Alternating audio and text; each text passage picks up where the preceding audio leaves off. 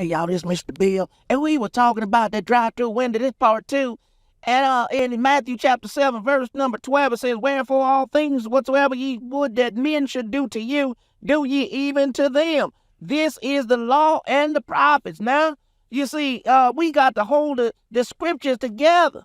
And we got to read the context, the verses before, the verses after, and even sometimes, go all the way back to the beginning or the very beginning of the book now.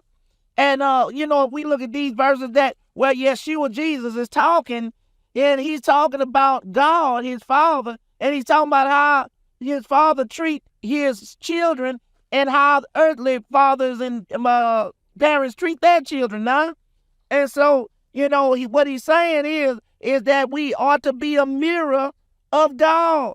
We ought to be a reflection of God, and we ought to learn our behavior from God, from our Father. That's what we need to learn our behavior from and how we treat one another now. And he's not just talking, some people call it the Beatitudes, but he's not just talking about an attitude, but he's talking about a way of life.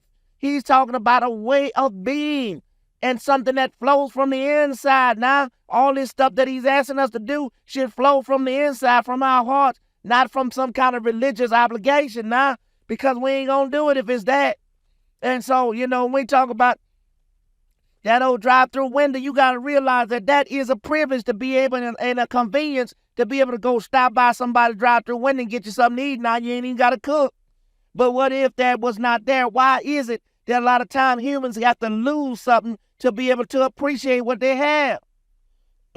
I don't know why that is, but that's what it is. And so what if all these restaurants was closed? I mean, every one of them across the land was closed forever. What would you do? Don't forget about my buddy Rev Kevin, his podcast, Rev Kevin the Root.